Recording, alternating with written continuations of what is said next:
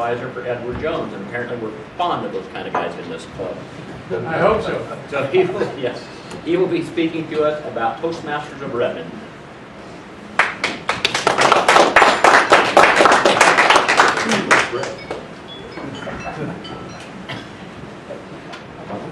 Use this lectern. The other day I learned that there's a difference between a lectern and a podium. Something new. Does anybody know what that difference is? Height. Yeah, so with a podium, you step up to it and onto it, whereas a lectern is like this, where you just step in front of it. Well, you Here we go. Good yeah. How many people here enjoy speaking in front of large groups of people? It's more than I thought. I knew you would.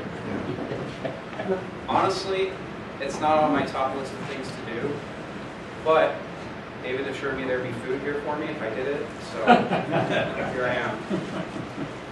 So,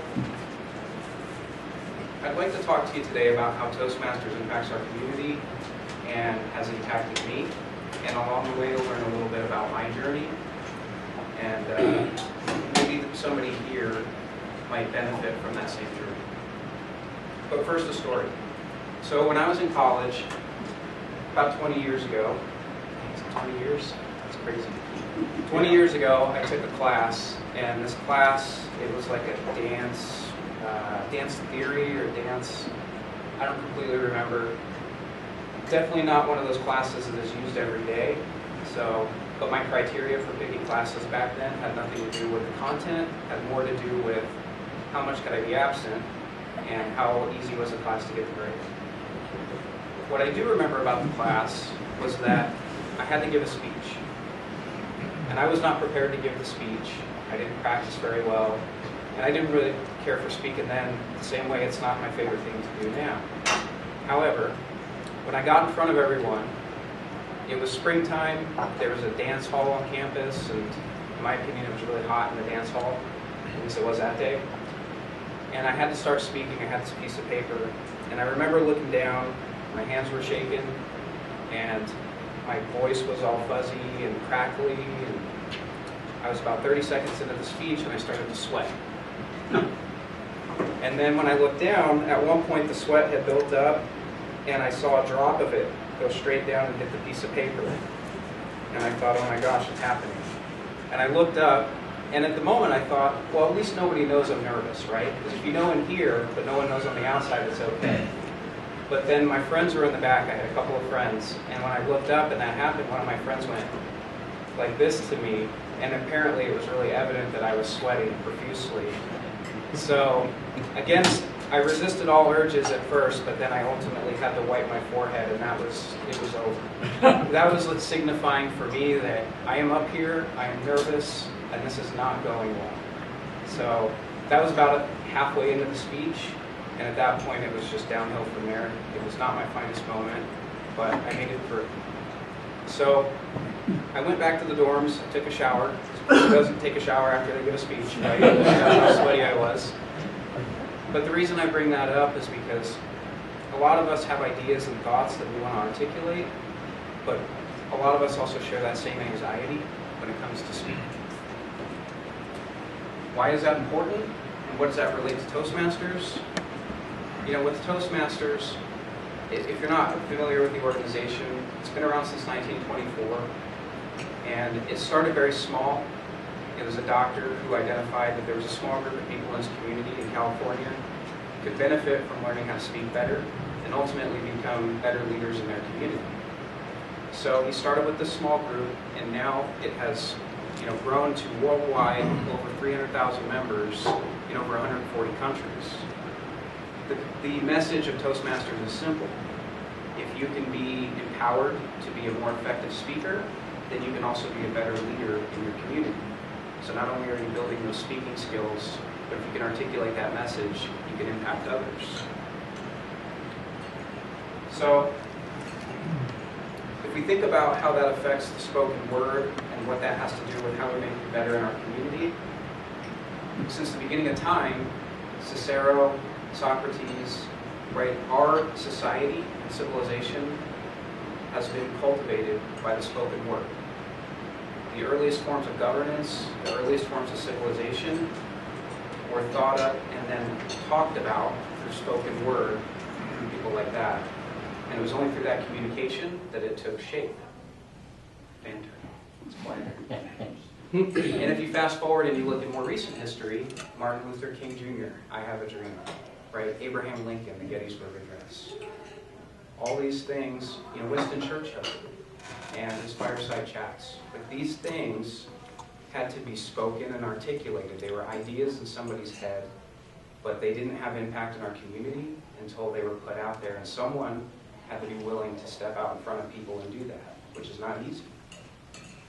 And my favorite, most recently, John Dutton, Yellowstone Ranch. Anybody here watch Yellowstone? Okay, yeah. Kevin Costner, very man of few words, that old cowboy wisdom, right? But it's very powerful when he speaks. I love it. Even in today's age with technology, the spoken word is still something that holds a lot of weight, and we ultimately see a lot of change that's driven from that. So that's not going away. The mediums we use to present it might change, but the ability to do it still needs to be there. And I'll share another small story with you. When I was in college, Bill Clinton came to my school to speak. Super random. Now, at the time, I didn't really care about politics in general as a 20-year-old kid.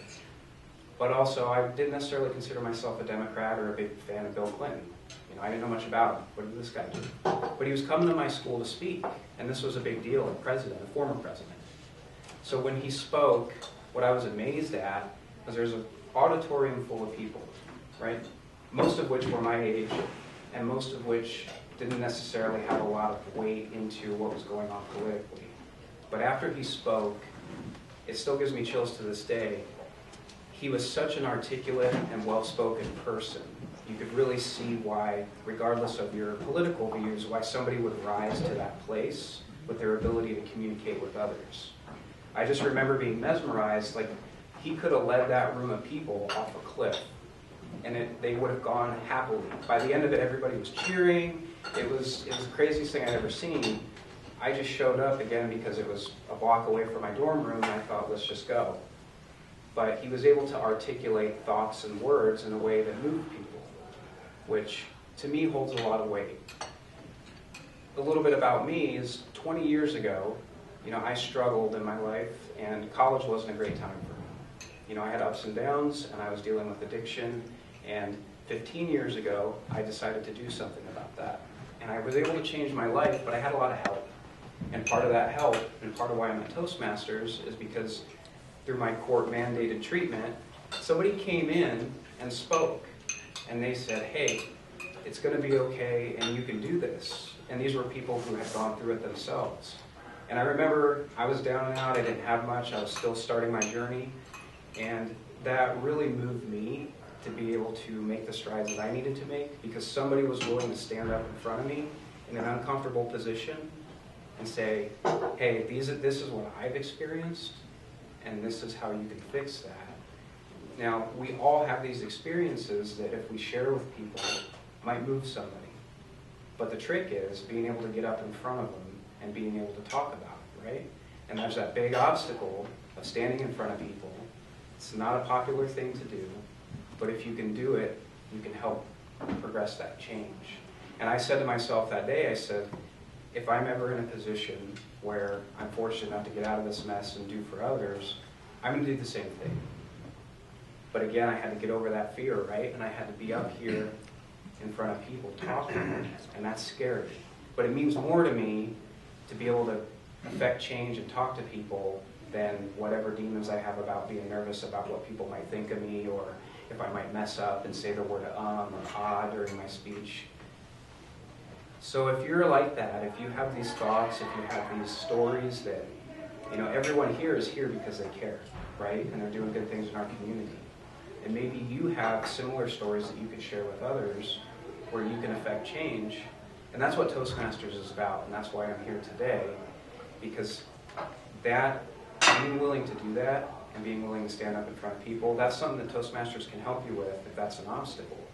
Now, I came because of that, but Toastmasters, just like this room, is a great group of people, and it's enjoyable. And I make good friends, and these are relationships that I build, and I continue to go back for that reason, because once a week for an hour, I get uplifted, I hear good stories, and I come away feeling better. Questions?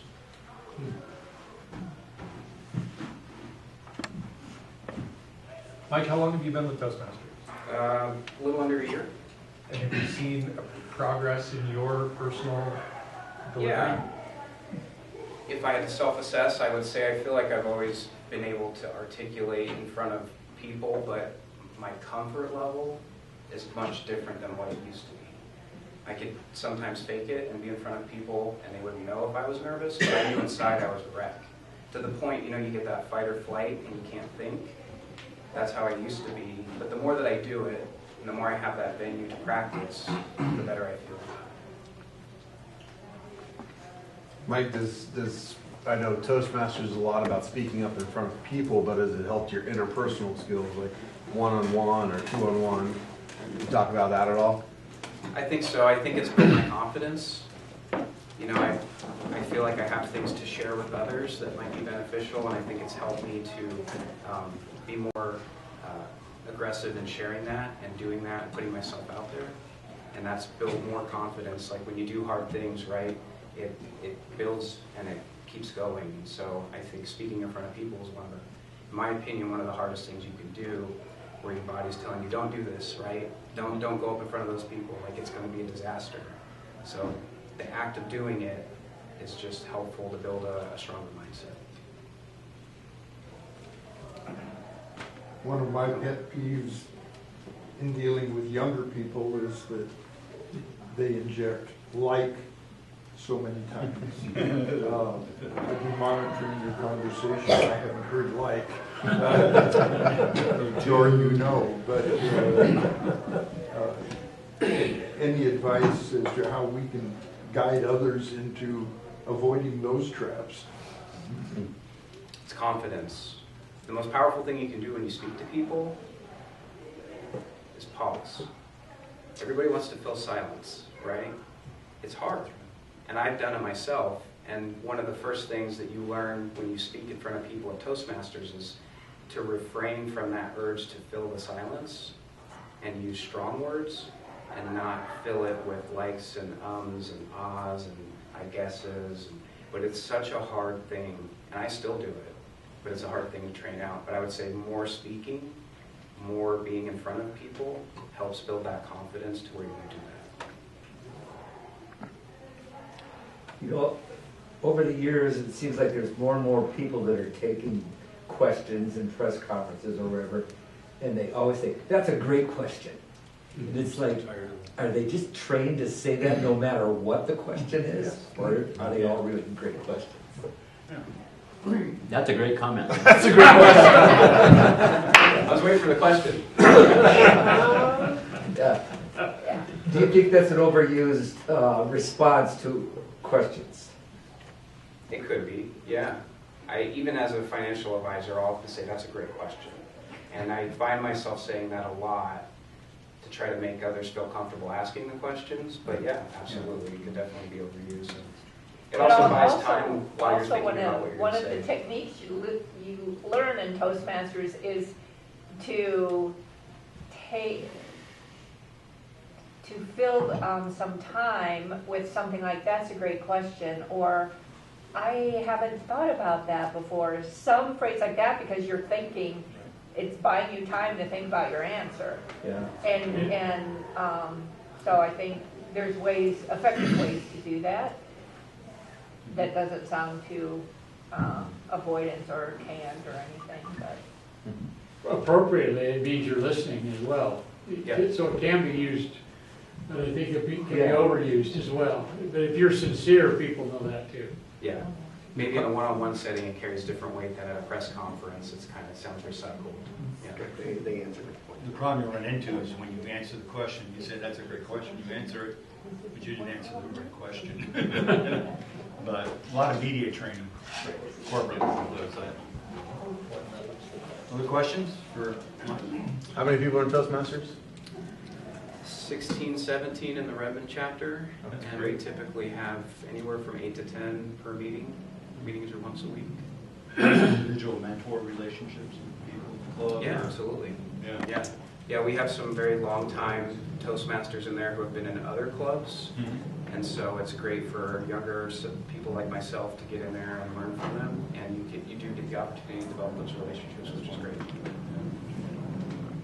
Anybody else? Okay. All right.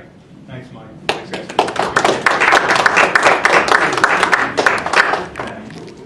Picture. Nice pen.